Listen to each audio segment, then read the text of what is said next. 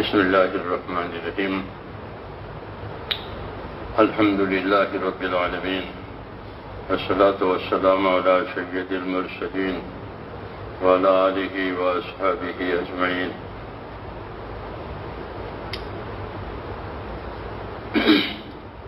اللہ تبارک و تعالی نے دنیا میں فائدہ اٹھانے کے لیے دنیا کے اسباب پیدا کیے. زمین، آسمان، چاند، سورج، ہوا، پانی، مال، یہ اسباب ہیں. نفع دینے کے لیے، فائدہ اٹھانے کے لیے اللہ تعالیٰ نے اس کو پیدا کیا. چونکہ زندگی ہماری یہاں گزران پر ہے، قیام پر نہیں ہے کہ یہاں رہنا ہی رہنا ہے، ایسا نہیں، بلکہ گزران پر گزرے گی زندگی. تو اس لیے گزرتے ہوئے اس سے فائدہ اٹھانے کے لیے اللہ تعالیٰ نے یہ اسباب پیدا کیے. پھر یہ اسباب فائدہ پہنچانے میں خود مختار نہیں ہے. اللہ چاہیں گے تو ان اسباب سے نفع ہوگا، نہیں چاہیں گے تو نہیں ہوگا. اس لیے حالات دنیا میں بدلتے رہتے ہیں. اصل تو اللہ تعالیٰ کی قدرت ہے اور اس کا فیصلہ ہے. ارادہ الخلق والامر، کہ مخلوق بھی اللہ کی، فیصلہ بھی اللہ کا، کسی کا کچھ نہیں ہے. مخلوق اللہ کی اور فیصلہ اللہ کا، نفع ہو نقصان ہو. یہ باتیں اس لیے سمجھائی جاتی ہے تاکہ دلوں کا رخ اللہ کی طرف ہو.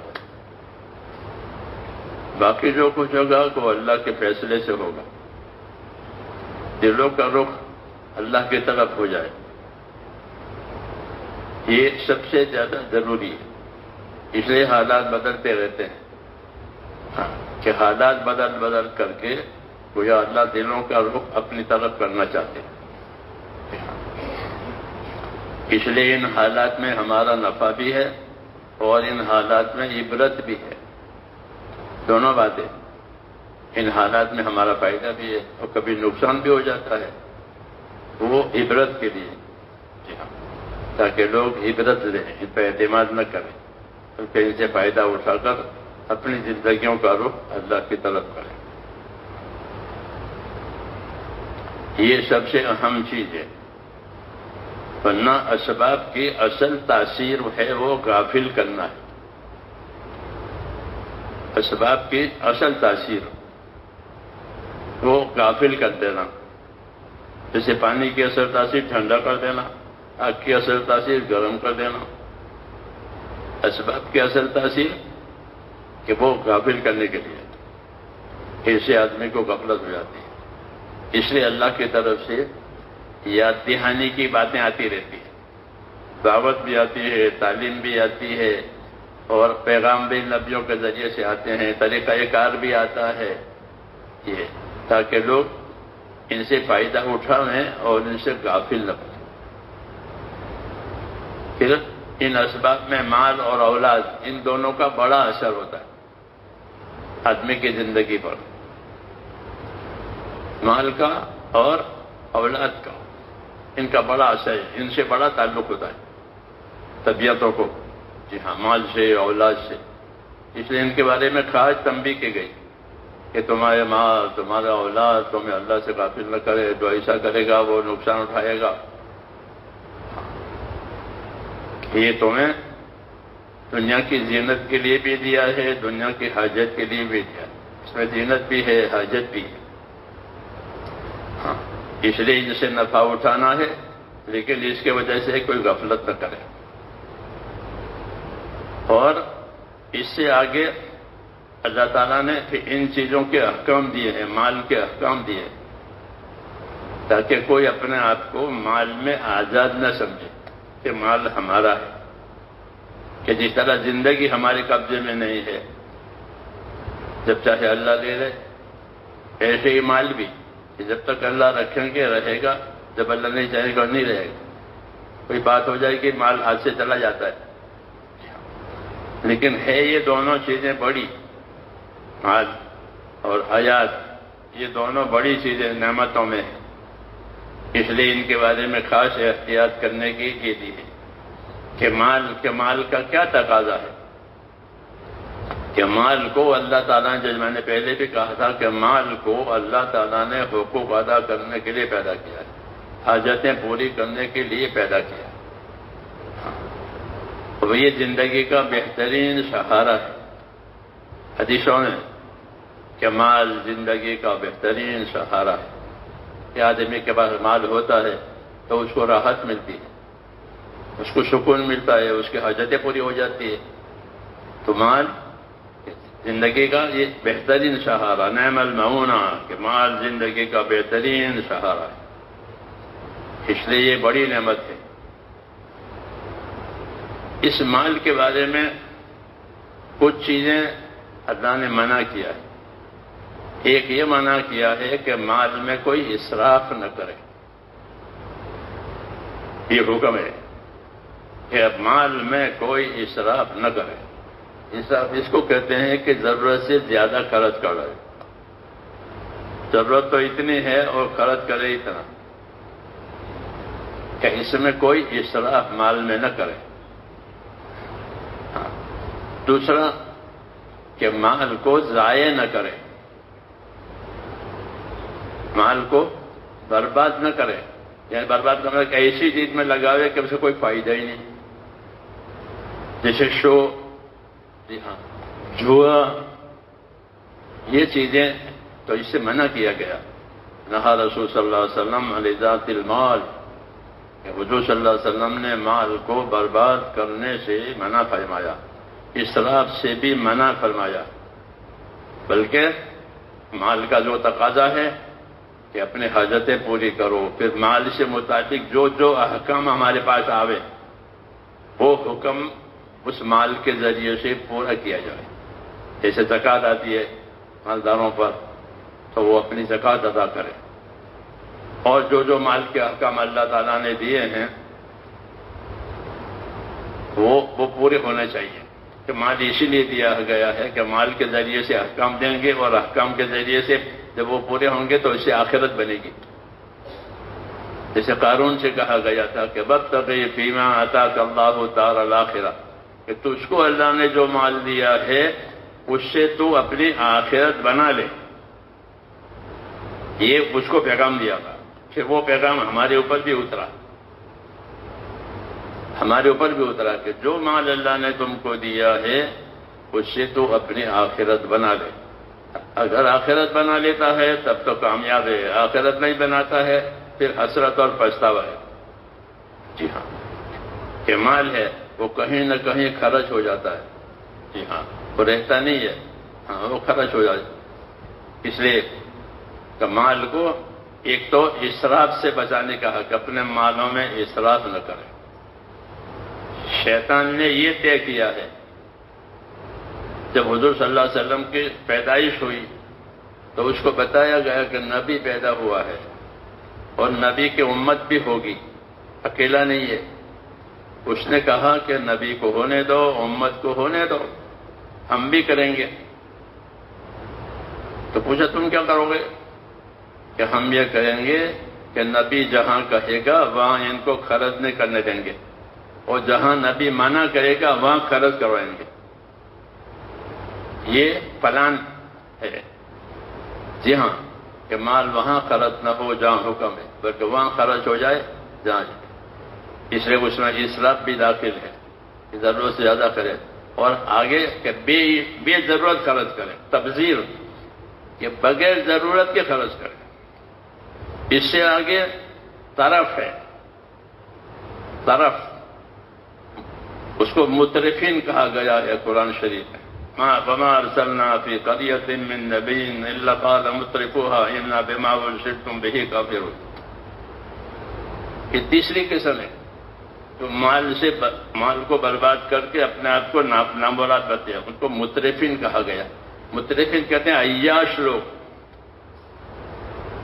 عیاش، اپنے مال سے عیاشی کرنا، یہ تیسری قسم ہے۔ یہی لوگ ہمیشہ رکاوٹ بنتے تھے نبیوں کے ساتھ، اپنے عیاشی کی وجہ سے، کہ ان کے اپنے عیاشی کی وجہ سے ان کو کوئی چیز سمجھ میں نہیں آتی، کیونکہ ان کے پاس مال تھا اور وہ اپنے مال میں عیاش تھے۔ ہاں، اس لیے وہ نبیوں کے ساتھ دشمنی کرتے تھے، نبیوں کے کاموں میں رکاوٹ ڈالتے تھے، اور لوگوں سے مال جائز اور ناجائز دونوں طریقے سے کھاتے تھے۔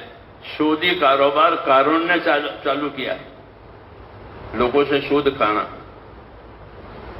ہاں یہ اس نے چالو کیا، جی ہاں، کہ سود سے لوگ مال کو بڑھاؤ۔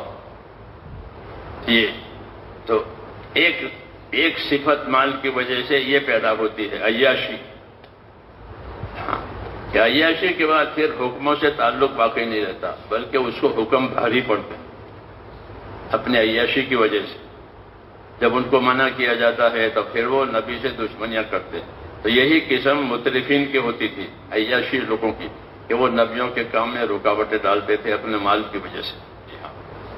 ہماری شریعت نے آ کر کے مال میں بہت سے احکام اور حقوق قائم کر دیے مال کے بارے میں، کہ اپنے مال سے خود بھی فائدہ اٹھاؤ اور دوسروں کو بھی فائدہ پہنچاؤ۔ ہاں، معاشرت میں بھی مال کا استعمال ہوتا ہے اور عبادت میں بھی مال کا استعمال ہوتا ہے۔ عبادت میں مال کا استعمال ہوتا ہے، جیسے زکوٰۃ آئی، زکوٰۃ عبادت ہے، عبادت کے راستے میں مال استعمال ہوگا۔ ہماری شریعت نے مال پر زکوٰۃ واجب کی ہے، 40واں حصہ، بہت آسان۔ کیش مال ہے تو اس میں 40واں حصہ لگتا ہے، یعنی 100 روپے میں 2.5 روپے زکوٰۃ کا حساب یہ ہے، 40واں حصہ دینا۔ پہلی امتوں پر زیادہ تھا، ہمارے ساتھ آسانی ہوئی ہے کہ تم 40واں حصہ اپنی زکوٰۃ میں دینا، کہ 100 روپے ہیں تو 2.5 روپے، 40 روپے ہیں تو 1 روپے۔ اس کو نصاب کہتے ہیں، یہ حد ہے دینے کی۔ اور یہ زکوٰۃ جو ہے یہ عبادت ہے، یعنی اللہ کا حق ہے، غریبوں کا نہیں۔ لوگ اس کو غریبوں کا حق سمجھتے ہیں، غریبوں کا نہیں۔ غریب کو تو اللہ نے آگے کر دیا ہے کہ تم جو مال میری عبادت میں خرچ کرو وہ ان کو دے دو، ورنہ زکوٰۃ یہ اللہ کا حق ہے۔ جیسے نماز کیا ہے کہ نماز اللہ کا حق ہے، کیونکہ عبادت ہے۔ تو جو قسم عبادت کی ہے وہ اللہ کے حقوق کہلاتے ہیں، اس لیے اس کی معافی نہیں ہے۔ جی ہاں، زکوٰۃ ادا کرنی پڑے گی، نماز ادا کرنی پڑے گی، کیونکہ اللہ کا حق ہے۔ جب زکوٰۃ روکی جائے گی یا زکوٰۃ کا حساب میں گڑبڑ ہوگی تو پھر ان کے مال پر مصیبتیں آئے گی، ہاں، ان کے مال پر حالات آئیں گے، کیونکہ ان کا حساب صاف نہیں ہوا۔ آج جو مالوں پر مصیبتیں آ رہی ہیں مختلف قسم کی، جی ہاں، وہ اس وجہ سے ہے کہ ہم پر مال کی وجہ سے جو حقوق قائم ہوتے تھے وہ ادا نہیں ہو رہے، بلکہ مال جمع کرنے کی حرص پیدا ہو گئی ہے۔ ہاں، حالانکہ مال جمع کرنے کے لیے نہیں ہوتا ہے، مال تو خرچ کرنے کے لیے ہوتا ہے۔ کیا دنیا دار من لا دار لا، مال من لا مال لا، ولہا یجمع من لا عقل لا۔ کہ دنیا اس آدمی کا گھر ہے جس کا کوئی گھر نہیں ہوگا، جو اپنا گھر دنیا کو گھر بنایا ہے۔ ظاہر بات ہے کہ دنیا کا گھر تو رہے گا نہیں، نہ یہ رہے گا نہ اس کا گھر رہے گا۔ تو جو دنیا کو اپنا گھر بنائے تو وہ یہ بے گھر ہو جائے گا، اور جو اپنے مالدار ہونے کے لیے مال جمع کرے گا تو اس کا کوئی مال نہیں ہوگا۔ کیوں کہ یہ یا تو اس کا مال اس کے ہاتھ سے چلا جائے گا یا یہ مال چھوڑ کے چلا جائے گا۔ ہاں، ان دونوں صورتوں میں مال سے کوئی تعلق باقی نہیں رہے گا، کیوں کہ مال کو جمع کیا ہے، اسی کو مالداری کہتے ہیں، کہ مال کو جمع کر کے رکھنا۔ مالدار یعنی مال کو جمع کر کے رکھنا۔ تو اس نے فرمایا کہ دنیا داری کے لیے اور مالداری کے لیے مال کو وہ جمع کرے گا جس کے اندر عقل نہیں ہے، سمجھ اس کی صحیح نہیں ہے کہ مال جمع کرنے کے لیے ہے یا خرچ کرنے کے لیے۔ آدمی عقل سے سوچے کہ مال جمع کرنے کے لیے ہے یا خرچ کرنے کے لیے۔ وہ کیسے کہ آپ کے جیب، مثال کے طور پر آپ کے جیب میں پیسے ہیں اور آپ کو لگی بھوک، تو جیب کے پیسوں سے آپ کی بھوک دور نہیں ہوگی، بلکہ یہ پیسے خرچ کرنے پڑیں گے۔ جب تک ان پیسوں کو خرچ نہیں کرو گے نکال کر کے تو آپ کی بھوک دور نہیں ہوگی۔ یہ ہے، اب اس کو جمع کر کے رکھے تو بھوکا رہے گا۔ اس لیے کہا کہ مالداری کے لیے مال وہ جمع کرے گا جس کے اندر عقل نہیں ہے۔ کہ عقل کا یہ تقاضا ہے کہ بھئی یہ مال ہے تو اسے فائدہ اٹھاؤ اور فائدہ پہنچاؤ۔ جی ہاں، اس لیے مال میں یہ ہے کہ اپنے ذات سے بھی فائدہ اٹھاؤ، اپنے اوپر خرچ کرنے کا بھی ثواب ملے گا، دوسروں پر خرچ کرنے کا بھی ثواب ملے گا اگر حکم کے مطابق ہے تو۔ کہ مال میں اللہ نے دونوں باتیں رکھی کہ آدمی اپنی ضرورت پر مال خرچ کرے، اپنے کھانے پر، اپنے پینے پر، پہننے اوڑھنے پر اللہ کا حکم سمجھ کر، تو اپنے اوپر خرچ کرنے کا بھی اجر ملتا ہے۔ وہ تو آج ہمارے ذہنوں میں نہیں ہے، ثواب اور عذاب اور فضائل یہ ذہنوں میں نہیں ہے، اس لیے اپنی ضرورت پر خرچ کرنے کو صرف ضرورت سمجھتے ہیں۔ حالانکہ حدیثوں میں ہے اپنی ذات پر خرچ کرنا، اپنے بچوں پر خرچ کرنا، اپنے گھر والوں پر خرچ کرنا، یہ سب سے زیادہ ثواب اس میں ہے۔ کیوں کہ ان کا حق ان پر واجب ہے۔ قریب کا حق بعد میں ہے، گھر والے کا حق پہلا ہے۔ تو جب اپنے گھر والوں کا حق ادا کرے گا تو اس کو ثواب نہیں ملے گا، تو کسی غریب کو کھلائے گا تو ثواب ملے گا، گھر والوں کو کھلائے گا تو ثواب نہیں ملے گا۔ لیکن چونکہ یہ ایمان احتساب یعنی یقین والی یہ باتیں یہ دماغوں میں نہیں ہے، اس لیے گھر میں خرچ کرنے کو عبادت نہیں سمجھتے ہیں، گھر میں خرچ کرنے کو ضرورت سمجھتے ہیں۔ تو گھر میں خرچ کرنے کو ضرورت تو غیر مسلم ہی سمجھتا ہے کہ پھر گھر میں پیسے دینے چاہیے۔ مسلمان کے لیے ایسا نہیں ہے، بس مسلمان کے لیے ہے کہ اس کی ضرورت بھی ہے اور اس کی عبادت بھی ہے۔ اس لیے فضائل بیان کیے گئے تاکہ ہمارا خرچ کرنا اور ہمارا ان چیزوں کو عمل میں لانا اس کے فضائل کا جان ہوگا تو اسی نیت سے کرے گا، اور اس نیت سے کرنے کی وجہ سے اس کو اس کا اجر ملے گا۔ ورنہ ضرورت پر تو وہ ہر ایک خرچ کرتے ہیں، پھر ہم میں ان میں کیا فرق ہے کہ ہم کو یہ بتایا ہے کہ تمہارا اپنی ذات پر خرچ کرنا، اللہ کے حکم کی وجہ سے اپنے گھروں پر خرچ کرنا، اللہ کے حکم کی وجہ سے رشتہ داروں پر خرچ کرنا، اللہ کے حکم کی وجہ سے، کہ اس کا ثواب تو بہت بڑھے گا۔ ہاں، اس لیے میرے دوستو اعمال کے فضائل جتنے سامنے ہوں گے اپنی دنیا سے آدمی دین بنائے گا، اور اعمال کے فضائل سامنے نہیں ہوں گے تو رواجی طور پر یا ضرورت کے طور پر مال خرچ ہوتا رہے گا، نیت تو ہے نہیں تو ثواب نہیں ملے گا۔ اس لیے فضائل بتائے گئے نبیوں نے کہ تمہیں اللہ یہ دینے والے ہیں، یہ دینے والے ہیں، یہ کرو گے تو یہ دینے والے ہیں۔ فضائل کے علم سے اللہ کے وعدوں کا یقین پیدا ہوتا ہے۔ ایک خاص بات ہے کہ فضائل کا علم جتنا مستحضر ہوگا اتنا اللہ کے وعدوں کا یقین پیدا ہوگا کہ اس خرچ کرنے پر اللہ مجھے یہ دے گا کہ میں کسی کو گلاس پانی پلاؤں گا تو مجھے اللہ اس پر غلام آزاد کرنے کا ثواب دے گا۔ میں نے گلاس پانی پلایا، ہاں، کیونکہ کتے کو پانی پلانے پر جنت ملتی ہے۔ جی ہاں، کتے کو پانی پلایا، کیوں کہ احسان کیا ہے تو اللہ تعالیٰ کہ ہاں یہ چیزیں ہیں۔ اس لیے اللہ کے وعدوں کا یقین پیدا کرنے کی وجہ سے آدمی اپنے دین میں پکا ہوتا ہے، اور یہی نبیوں کے ذریعے سے پہنچی ہے اللہ کے وعدے۔ ربنا آتنا ما وعدتنا علی رسلک، اے اللہ نبیوں کی زبانی جو وعدے ہمارے ساتھ ہوئے ہیں یا اللہ وہ وعدے ہمارے ساتھ پورے ہو جائیں۔ جی ہاں، یہ دعا مانگی ہے کہ نبی کہتے ہیں اللہ یہ دینے والے ہیں، یہ دینے والے ہیں، یہ دینے والے ہیں۔ تو جب اس کا دھیان ہوگا، اس کا یقین ہوگا تو وہ اس یقین کے ساتھ عمل کرے گا۔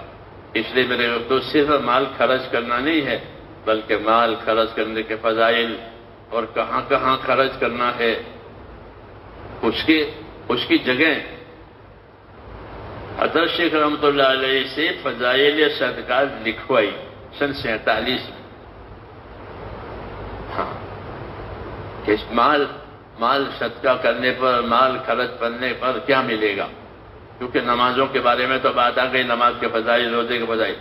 مال سن 47 کے ہنگامے میں حضرت شیخ رحمۃ اللہ علیہ کا زیادہ قیام نظام الدین میں رہا، ویسے وہ رمضان میں وہیں آ جاتے تھے۔ اب کی مرتبہ آزادی ہوئی تو آزادی میں ملک میں طوفان ہوئے، سفر مشکل ہو گیا دلی سے سہارنپور کا، جی ہاں، تو وہیں رکنا پڑا۔ تو اس میں یہ تقاضا آیا کہ نمازوں کے بارے میں، قرآن شریف کی تلاوت کے بارے میں فضائل لکھے گئے ہیں، مال کے بارے میں، تو پھر اس تصویر پر یہ کتاب لکھی گئی فضائل صدقات۔ اس میں بہت تفصیل سے مال کے بارے میں رہبری دی، کہاں کہاں خرچ کرنا ہے اور خرچ کرنے پر کیا کیا ملے گا، جی ہاں، بڑی تفصیل سے۔ اور اس میں اس علاوہ اس کے کئی فضائل ہیں، بہت سے اپنے اصلاح کی باتیں بھی ہیں، اپنے تزکیہ اور اپنے نفس کی اور دلوں کی صفائی کی باتیں بھی اس میں بہت ہیں۔ اس لیے اس کا پڑھنا، اس کا مطالعہ کرنا، اس کا سنانا، یہ بہت مفید چیز ہے آخرت کی طرف رجحان پیدا کرنے کے لیے۔ اصل تو یہی ہے کہ زندگیوں میں آخرت کی طرف ہمارا رجحان ہو جائے، کیونکہ یہ وہ زمانہ چل رہا ہے کہ دنیا، حدیث میں ہے کہ تمہارے اوپر دنیا پھیل جائے گی، مال بڑھ جائے گا آخری زمانے میں، جسے دیکھ رہے ہیں بازاروں میں، جی ہاں۔ ایسے زمانے میں اللہ اور آخرت یاد نہیں آتا، اللہ کو متکاثر، کہ تم کو غافل کر دیا ہے مالوں کی کثرت نے۔ ایسے زمانے میں اللہ کی طرف توجہ کرنا اور اپنے آخرت بنانے کی فکر کرنا، یہ خاص ذمہ داری ہے میرے دوستوں۔ اس لیے ان کتابوں کا سننا، اس کا سنانا، پڑھنا اور اس کو اپنے عمل میں لانا، تاکہ مال فتنہ اور مصیبت نہ بنے، بلکہ مال ایک بڑی نعمت ہے، اللہ کی طرف سے ملتی ہے۔ اس میں جو جو چیزیں منع ہے وہ اس سے تو بچنا نصیب ہو جاوے، اور جو چیز کرنے کی ہے اس کا کرنا نصیب ہو جاوے۔ تو اچھی صحبتوں میں، اچھے ماحولوں میں، اور پھر اچھی باتیں قرآن حدیث کی، اصل تبلیغ تو قرآن حدیث کی ہے۔ تبلیغ کس چیز کی ہے؟ پہنچانا کس چیز کو ہے؟ کہ قرآن حدیث کو، وہ اصل ہے۔ اس تک پہنچنے کے لیے ساری کوششیں ہیں، تاکہ قرآن حدیث کے مطابق ہمارا جینا ہو جائے، مال خرچ کرنا، مال کمانا، یہ اس کے مطابق ہو، تو پھر انشاءاللہ دنیا اور آخرت کی خیر ہے۔ اس لیے میرے بھائیوں، گھوم گھام کر بات یہاں ہی آئے گی کہ دین سیکھنا بہت ضروری ہے۔ دین سیکھنا اور دین سیکھ کر اپنے آپ کو اس کا پابند کرنا، تاکہ ہر موقع کا دین ہم کو معلوم ہو جائے۔ ہاں، ہر موقع کا دین، کہ اس وقت یہ موقع ہے، اس وقت یہ موقع ہے، یہ رمضان کا موقع ہے، یہ حج کا موقع ہے، ہر موقع کا دین، تاکہ اس موقع کی فضیلت اور اس موقع کے مطابق اللہ تعالیٰ کے جو احکام ہوں وہ پوری ہو جائے۔ یہ صحیح دینداری ہے، اس لیے دین سیکھنا ضروری ہے۔ اللہ تعالیٰ ہمیں اس کی توفیق عطا فرمائے۔ آج شب جمعہ ہے، حدیث میں ہے کہ بہترین دن، تمام دنوں میں بہترین دن کون سا دن ہے؟ کہ فرمایا جمعہ کے دن ہے، کہ جمعہ کا وہ دن ہے کہ اس میں آدم علیہ السلام پیدا ہوئے ہیں، اسی دن میں وہ جنت میں داخل ہوئے ہیں، اسی دن میں وہ جنت سے باہر آئے ہیں، اور اسی دن میں سور پھونکا جائے گا، اسی دن میں قیامت آئے گی، لوگوں پر بے ہوشی آئے گی۔ تو بڑے بڑے واقعات اس دن میں ہوتے ہیں، جمعہ کے دن میں۔ اس لیے اسلام میں جمعہ کے دن کو خاص اہمیت ہے۔ افسوس کی بات یہ ہے کہ لوگوں نے اپنے کاروبار کی وجہ سے جمعہ کو، ان کی فضیلت کو تو شاہد پر کر دیا۔ جی ہاں، نصرانیوں کو اتوار ملا تھا، یہودیوں کو شنیچر ملا تھا، ہم کو جمعہ ملا تھا، ہم کو جمعہ ملا تھا، لیکن ہم نے اپنے جمعہ کو شاہد پر کر دیا۔ یہ بڑا نقصان۔ جمعہ کی اہمیت ہے، جمعہ کے دن کی بھی اہمیت ہے، اس کی رات کی بھی اہمیت ہے، دونوں کی۔ اس لیے حضور صلی اللہ علیہ وسلم نے اس کے اہتمام کی طرف اشارہ کیا ہے کہ جمعہ کے دن اہتمام سے، جمعہ کے دن کی سنتیں، نہانا دھونا اور یہ تمام کر کے پھر جمعہ میں آنا، یہ ایک اہم چیز ہے تمام سنتوں کی ادائیگی کے ساتھ۔ جمعہ کے دن فرشتے دروازے پر کھڑے ہو جاتے ہیں، دیکھتے ہیں کون کتنا جلدی آیا۔ جی ہاں، سب سے زیادہ جلدی آنے والوں کو ایک اونٹ کے برابر ثواب ملتا ہے، جو اونٹ قربان کیا۔ تو اس کے بعد میں آنے والوں کو ایک گائے کے برابر ثواب ملے گا، اس کے بعد میں والوں کو بکرا قربان کرنے کا ثواب، اس کے بعد میں والوں کو مرغا صدقہ کرنے کے بعد، اس کے بعد والوں کو انڈا صدقہ کرنے کے بعد، جو ثواب گھٹتا گھٹتا، جب امام خطیب ممبر پر آ جائیں گے تو وہ اپنا دفتر بند کر دیں گے اور خطبہ سننے میں شریک ہو جائیں گے فرشتے۔ جی ہاں، پھر کوئی فضیلت نہیں ہے، اس لیے کہا کہ جمعہ کی نمازوں میں جلدی کرو، جلدی پہنچو۔ جی ہاں، جتنا جلدی ہو سکے۔ ایک طرح حدیث میں ہے جمعہ کے بڑے فضائل ہیں، اس درود شریف پڑھنے کی فضیلت حضور صلی اللہ علیہ وسلم نے کہا کہ میرے اوپر درود زیادہ بھیجو، جمعہ کے دن تمہارا درود مجھ پر پیش ہوتا ہے۔ تو صحابہ نے پوچھا کہ آپ پر درود کیسے پیش ہوگا، آپ تو قبر میں مٹی ہو جائیں گے، جیسے لوگ ہو جاتے ہیں۔ تو آپ نے فرمایا نہیں، ایسا نہیں ہے، انبیاء کرام کے بدن کو اللہ نے زمین پر حرام کیا ہے، زمین ان کے بدن کو نہیں کھائے گی، جیسے دوسرے لوگوں کے بدن زمین میں گل سڑ جاتے ہیں۔ نبیوں کے بدن ایسے نہیں ہے، وہ اپنی زمین میں ایسے ہی رہتے اپنے قبروں میں۔ تو اس لیے تمہارا درود جو ہوگا وہ مجھ پر پیش کیا جائے گا۔ ہاں، اس لیے اس کا اہتمام کرنا چاہیے۔ بزرگوں نے کہا ہے کہ جمعہ کے دن زیادہ سے زیادہ درود شریف پڑھیں۔ بعض اکابر کی رائے ہے کہ کم سے کم 300 مرتبہ جمعہ کے دن میں درود شریف ہو جانا چاہیے، کم سے کم 300 مرتبہ درود شریف پڑھیں، اور جمعہ کے دن کی نیکی بڑھ جائے گی کہ 1 روپیہ صدقہ کرے گا تو اس کو 70 روپے کے برابر ثواب ملے گا۔ پھر جمعہ کے دن میں ایک گھڑی ہے، اس میں دعائیں قبول ہوتی ہے۔ جی ہاں، تو غرض کے جمعہ کے دن کے فضائل ہیں، اس لیے ان فضائل کو اس لیے بیان کیا گیا ہے تاکہ یہ ایسا نہ ہو جائے جمعہ کا دن ہمارے لیے تو جمعہ کا دن ہے۔ ہاں، اعمال کی قیمت بڑھ جاتی ہے، تو جمعہ کے دن اپنے اعمال کی کثرت کرے، جمعہ کی سنتیں بھی ادا کرے۔